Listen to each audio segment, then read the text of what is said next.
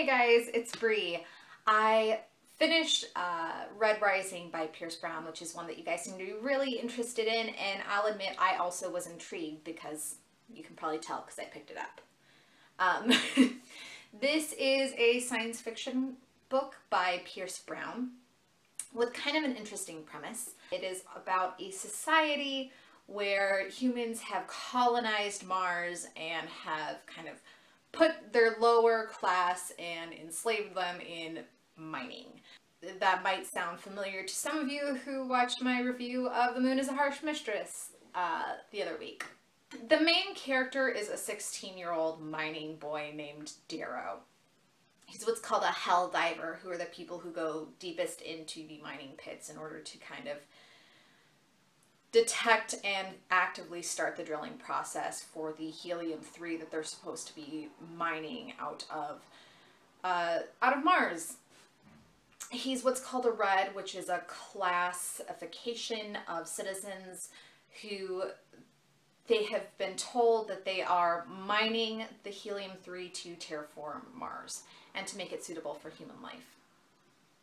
Through this twist of events, Darrow finds out that the Reds actually have succeeded, and they have simply not been told that Mars is actually thriving and widely populated with humans, that they're being really taken advantage of and actually much more actively oppressed than they believe that they've been. And so, you know, they're kind of actively being oppressed by the highest class, which is the Golds. Darrow is kind of forcibly recruited into the this revolution that's going on, or attempted revolution, and he is sent to infiltrate the Golds and to become one of their higher order members in order to kind of plant Reds into the existing system for when the revolution actually happens. All of this is pretty interesting, and of course it has fun sci-fi things like the Golds are actually gold, so he has to undergo like massive surgery, especially because he's been malnourished, and like the Golds are genetically engineered to be, you know, super strong and have obscene bone density levels and stuff like that. The book is interesting in that it kind of meshes a lot of sci-fi with what I'd almost say like is like the popular YA dystopians that are going on.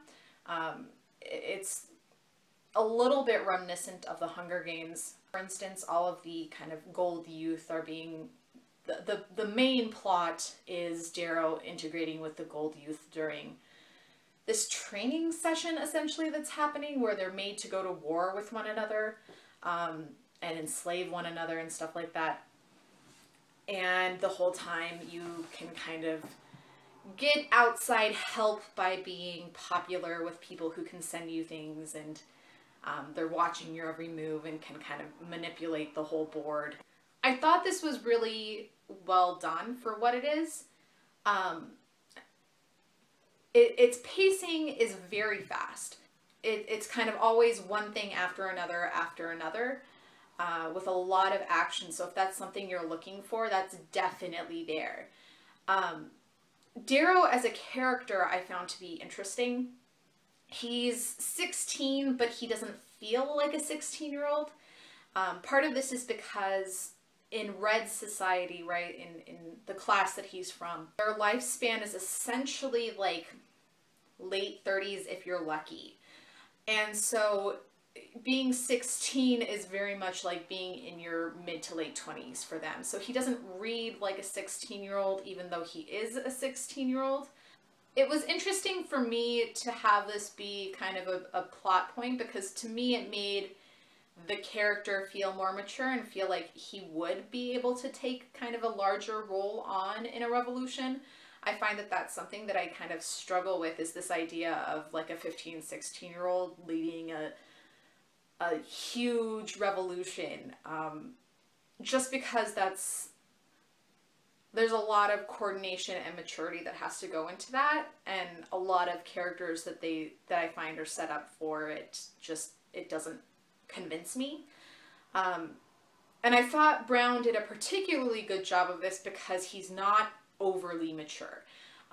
They make the point that, you know, this lifespan, this kind of altered lifespan, is really only in these Reds who are doing the mining. Everybody else has a regular human lifespan if it's not extended.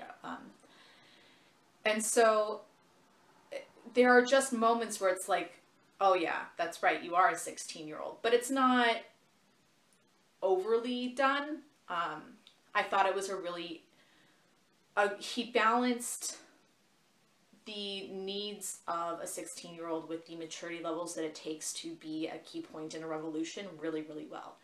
Some of the side characters I thought were really interesting and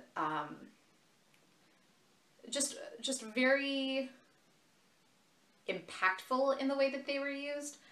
Particularly, there's one called Severo who's kind of essentially trying to work his way up in his class. Even though he was born a gold, he's kind of like the lower rungs of the golds. And so he's kind of being told that he can't do things and fighting against that. And I thought his character was done convincingly, and I thought that the way that Brown used him in the plot was really clever. There were some plot points that I wasn't as thrilled about. For instance, some of the things that Darrow does that are kind of more rebellious, especially towards the end, I didn't know that I really believed as much.